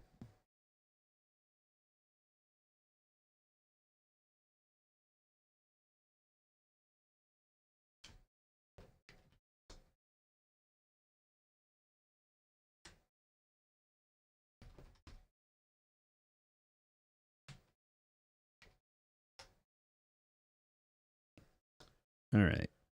So yeah, please be sure to check out Juzzy. Go to his channel. In fact, let's go over here. And as per usual, you can see he just recently broke 100,000 subscribers. Big supporter of Ukraine. Does a lot of great work to get information out to people. So please go subscribe to Ukraine News TV. All right. Now then, let's move on to one more article to round things off with the news. And then gonna make a quick donation. Oh, actually, first let me close this. Turn this back on.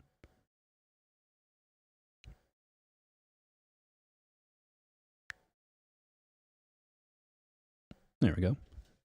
Also, I hope you guys like this background. It's a nice blue and yellow Ukraine-themed wheat field that I had put together. Oh, shoot. And I just realized, hold on, one of these is... Oh, I need to have this up here so you can see it. Yeah, I've got another little notification that pops up occasionally to let you guys know to go look for Rick the Ukrainian on YouTube. If you don't know who that is, when this video is over, just go to your search bar and look for Rick the Ukrainian. Go check out his channel. Awesome guy. All right, now then.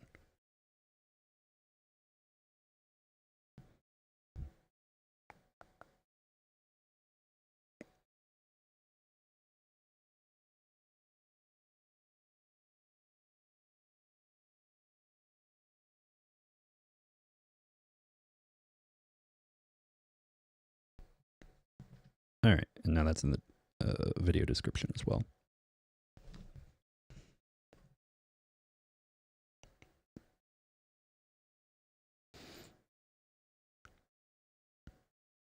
All right, last bit of news that we're going to cover. Oh, hold on.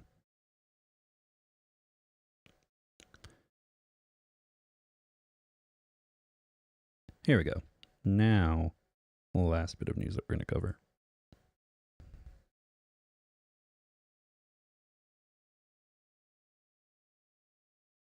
All right, from CNN, just a quick update on a few general topics, and this is from the other day, February 23rd, 2024, related to the, news about the war, Russia-Ukraine.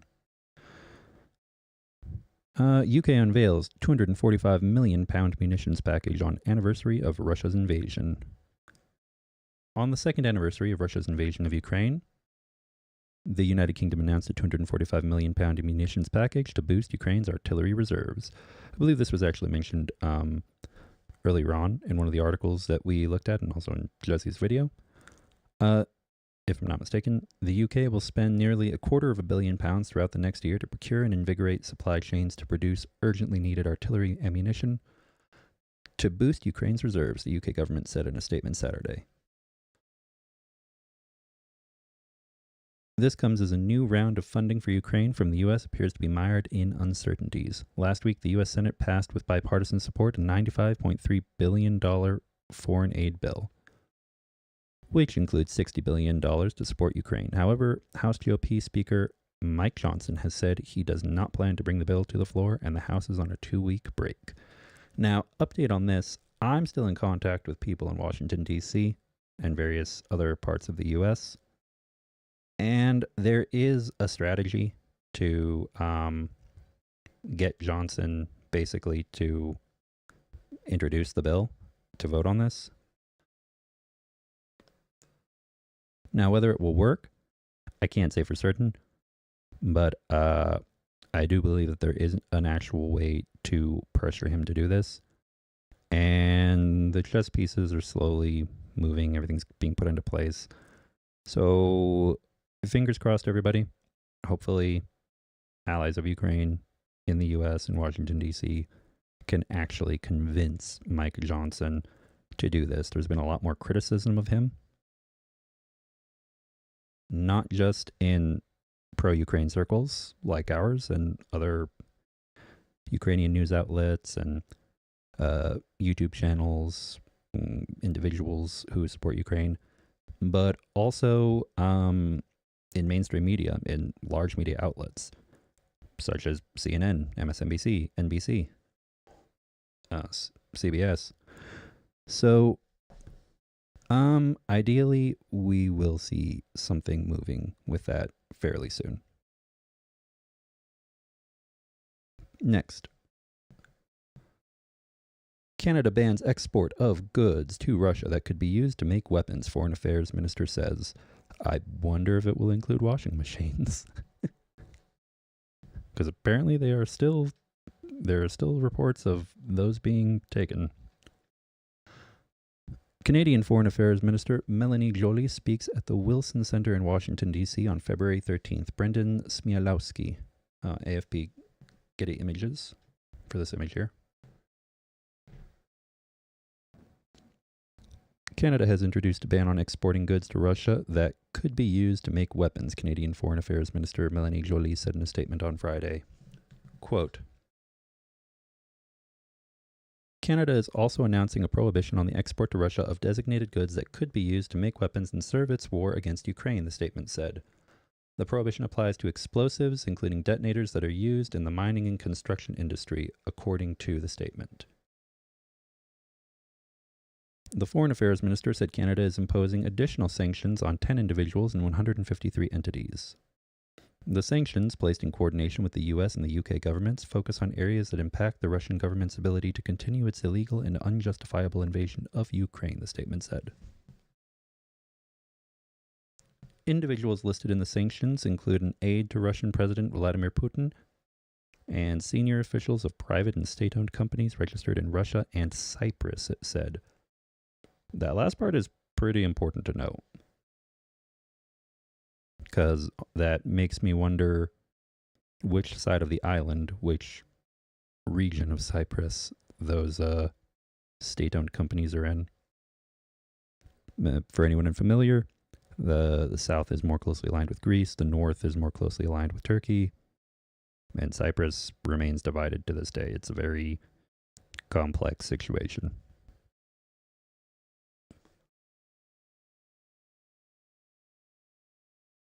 Canada's sanctions can now target anyone outside Canada who is not Canadian who violates Ukraine's sovereignty and territorial integrity, the statement read, adding that this includes those who help Russia and its proxies to avoid or get around sanctions. Most of the sanctioned entities are part of the Russian military-industrial complex, providing research and development, production, repairs, and other goods and services to Russia's Ministry of Defense, the statement noted. Citing components for caliber missiles and drones, insurance and retail services to Russian soldiers, and to the Russian Ministry of Defense.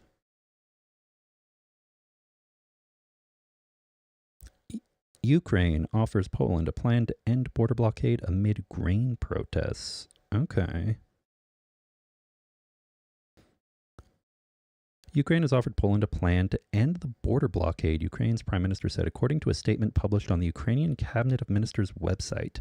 Denis Shmyhal said he arrived at the Polish border with other members of Ukraine's government on Friday to negotiate with his Polish colleagues, but they didn't show up. The Prime Minister said the so-called Plan of Understanding consists of 5 steps, which include launching a joint control system at the border between Ukraine and the European Union, and adopting a joint appeal to the EU Commission calling for a ban on Russian agricultural exports to the EU. Okay. All right, yeah, I would hope that would already be in place. Because if it's not, that definitely should be banned. On Wednesday, Ukrainian President Volodymyr Zelensky invited Polish Prime Minister Donald Tusk, President Andrzej Duda, and EU officials to come to the border. Let's see here. Reuters reports Tusk said on Thursday the Polish and Ukrainian governments would meet in Warsaw on March 28th, but did not accept a request by Zelensky for urgent talks on border blockades by Polish farmers. And, yeah, we're going to finish out this quick, brief rundown on several different topics. Some background on this situation with Poland. Ukrainian railways, Ukrazal, Ukrazalnitsia, said that unknown individuals dumped rapeseed bound for Germany. And for anyone unfamiliar, that is a particular used for oils. So, yeah. Out of the Ukrainian train at the Dorohusk border crossing into Poland in a telegram post on Friday. This is not the first time Ukrainian grain has been dumped on the railroad tracks at the Polish border. On Tuesday, Oleksandr Kubrakov, who serves as Vice Prime Minister of the Restoration of Ukraine, posted a video that shows demonstrators opening railway carriages and allowing the grain to pour onto the tracks. Farmers in Poland have boosted their protests against cheap Ukrainian grain imports, and the EU's Green Deal have vowed to continue their demonstrations for 30 days, which began February 9th. So, yeah, the farmer protests in Poland are something that need to be resolved. Really, I've noticed farmer and trucker protests around the world have been very geared toward extremely conservative, socially conservative politicians here in the last couple of years, definitely in the last 10 years. Because we've been seeing a lot of protests from those two groups in particular. And usually in ways that are not, I don't know. I'm not going to throw all truckers and farmers under the bus, of course, because that would be ridiculous. But there have been a lot of conservative leaning political protests relating to those two occupations I've noticed recently.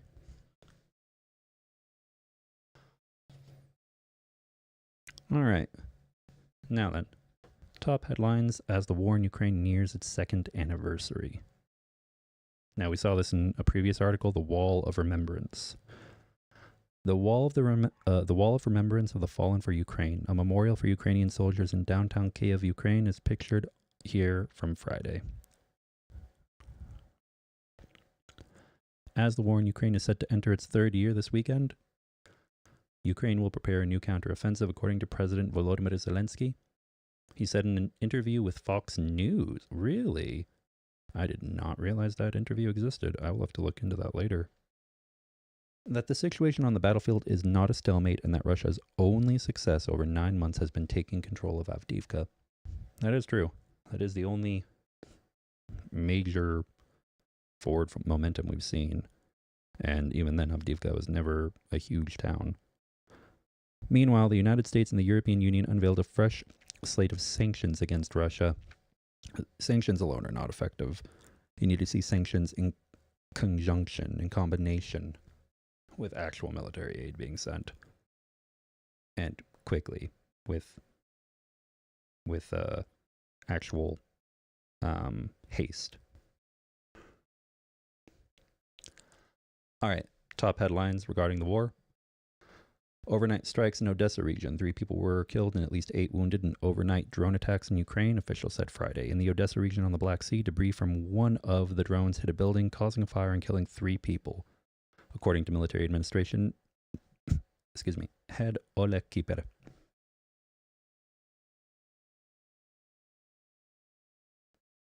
Ukrainian defense.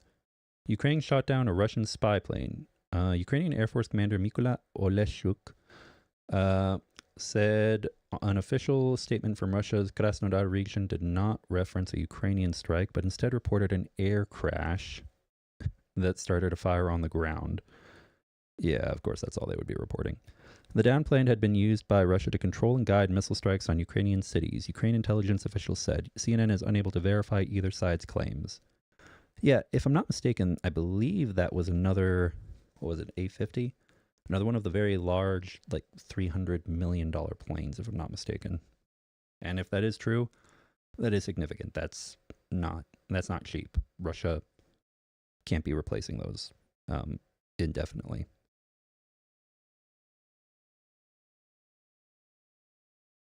New missiles. Russia has begun serial production of new Zircon hypersonic missiles, which experts say are almost impossible to shoot down. President Vladimir Putin said, in addition to the missiles, Russia's defense industry enterprises have in recent years increased the production and supply of other weapons multiple times over.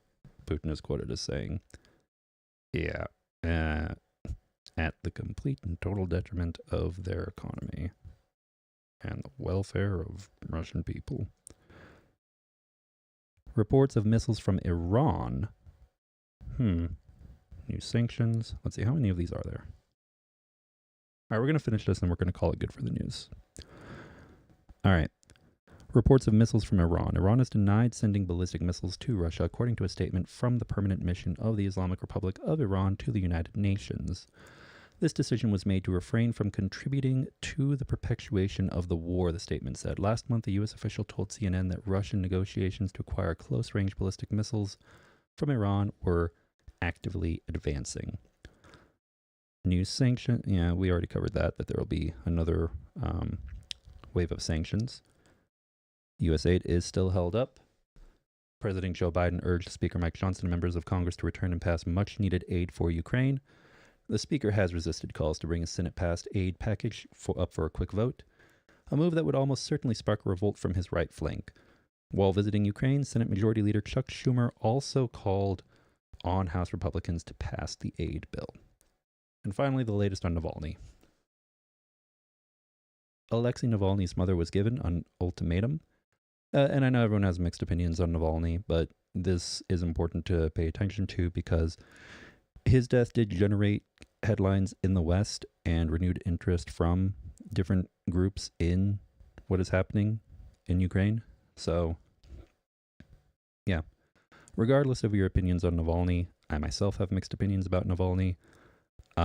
This is important to keep updated on. All right. Was given an ultimatum by a Russian investigator. Either agree to a secret funeral without a public farewell, or her son would be buried at the penal colony where he was imprisoned, a Navalny spokesperson said. The head of investigations at Navalny's Anti-Corruption Foundation said Russian authorities are afraid of a public funeral. Navalny's team is also offering a reward for information about his death and the alleged perpetrators. So remember, everyone, when it comes to an information warfare, regardless of your opinions of certain individuals or regardless of the sentiment that you notice in your own communities regarding some of them, pay attention to what effect information on that individual or their network, groups they're associated with, have on other groups that you have a crossroads with, or who are directly or indirectly involved in making decisions that would benefit those that you want to see have favorable outcomes in this war. So that's why we have to pay attention to this. I'm sure there will be more news of this in the weeks to come. All right, and we're going to call that good for the news. So let me shut this down and take a look at chat.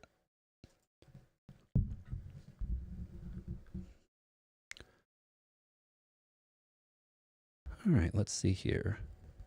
Thank you very much to both Anna and Enhel for assisting with moderation today. You guys are both awesome. Thank you. All right, let's see here. Yep. I see what you're saying, Ozzy. Owls hunt bats. Yep. The wise will rule the stars. Yep. That would be Hurmo, the motto of Budanov and his intelligence unit, the Owls of Ukraine. I did not turn this off yet. Let me do that. All right, there we go. All right, let's keep going. And in fact, I have a freedom phrase on that I need to make. I haven't done it yet, but I'll be sure to do so soon. For anyone unfamiliar, I try to do shorts called freedom phrases where I'll create a translation, usually of a phrase in Ukrainian, but it could also be, I don't know, any other language. It could be Latin, it could be French, it could be Spanish, it could be just a general famous phrase in English.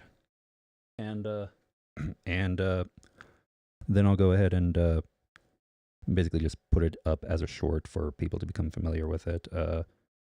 And yeah, trying to do that on a regular basis.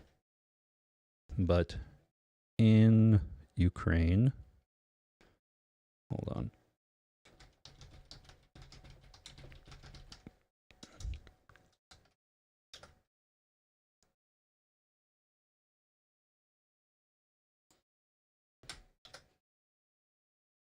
Here we go.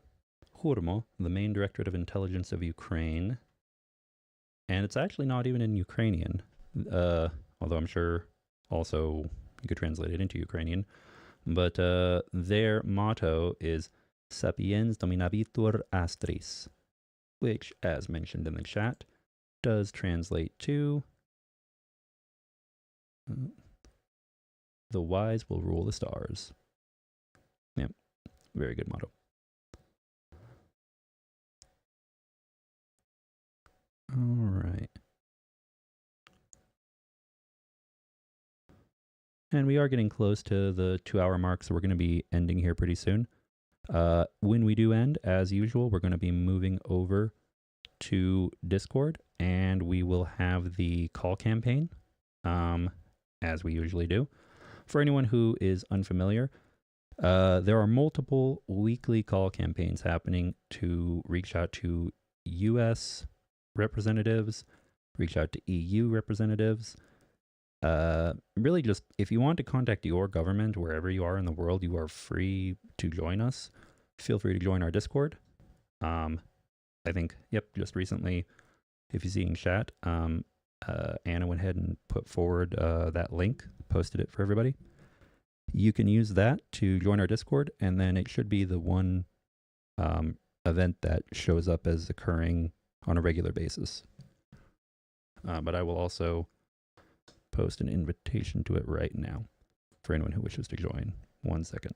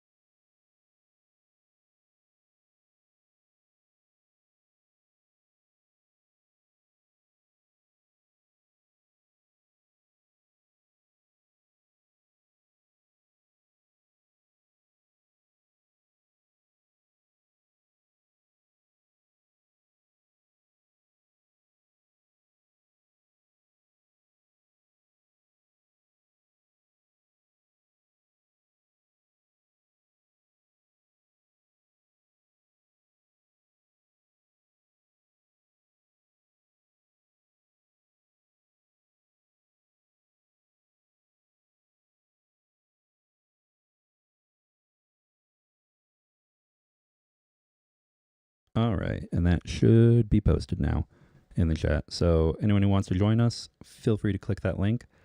Actually, anyone who's interested or even just wants to join the Discord, do me a favor, please, and click that link, and then let me know if it works and it lets you join and see the event and everything. Because I've been putting that up, and I'm already in the group, so I'm pretty sure it should be working just fine, but if someone could verify that for me, I would greatly appreciate it. We'll be starting that here in about 7 minutes. In fact, I'm going to go ahead and put a reminder about it up right now.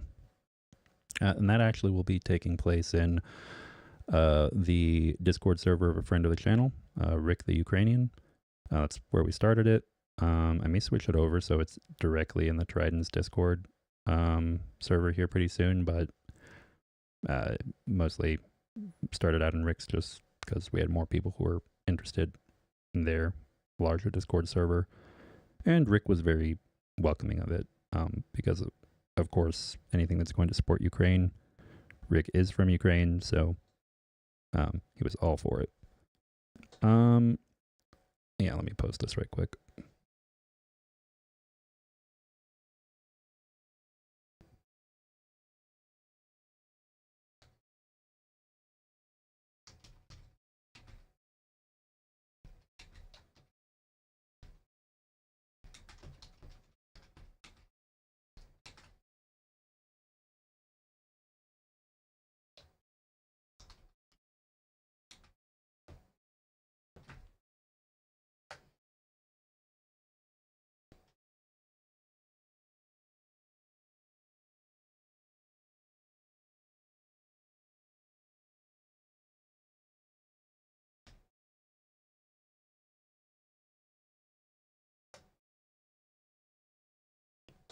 Oh, okay. So actually, I'm actually seeing here. Okay, you know what? We're going to actually also share another link because we do this call campaign and we're going to do it, but it's usually pretty quick unless we end up with a bunch of people. Sometimes we have a few, sometimes we have a lot. And there will be another event happening, which is in another server that belongs to a friend of the channel, Armand Utopia. And it will be a fundraiser for Radarom, a Lithuanian NGO that has been assisting in raising money for Ukraine. Charity campaign. These funds are used to purchase and send equipment to Ukrainian defenders. And that'll be starting at, you know what? Let me see. Is it starting already? Well, it looks like it will be starting soon. So I'll go ahead and just post that for anyone interested in the fundraiser as well. One sec.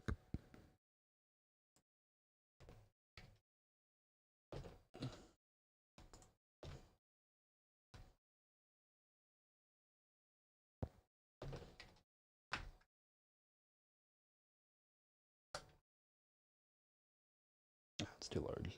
Hold on.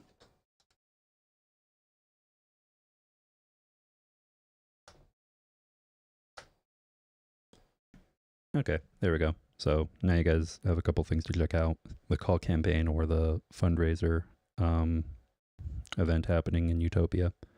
So yeah, please be sure to check them both out. All right, everybody. With that, you just got a few minutes. Yeah, we're right here at the end at about the 2 hour mark. So we're gonna call it good for today here. Thank you for coming. Actually, first, I'm gonna do this. One sec, just to show you guys what it looks like. Although you may not hear it. One sec. We'll do one last thing before we close out.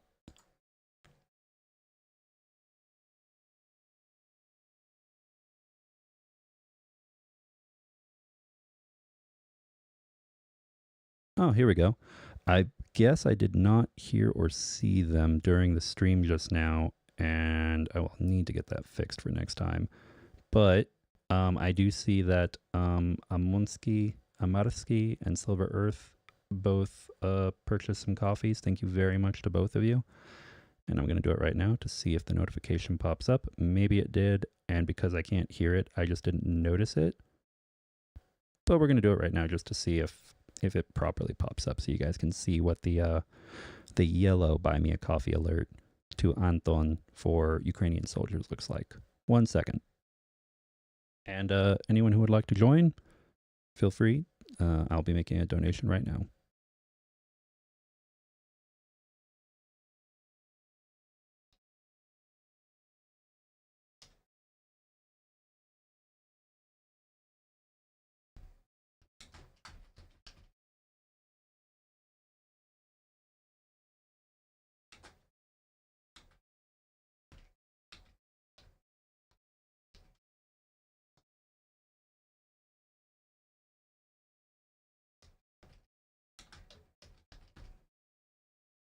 All right, let's see.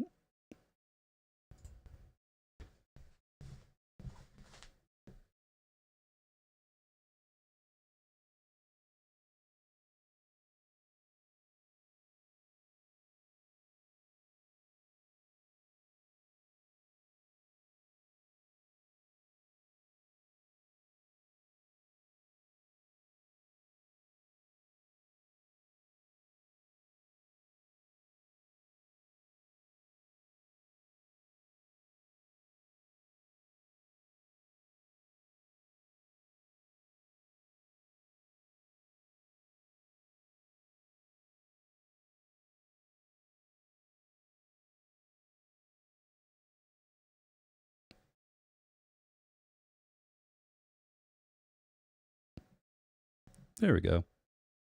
All right. So 3 coffees. All right. And so yeah, that's what it'll look like, you guys. Yeah.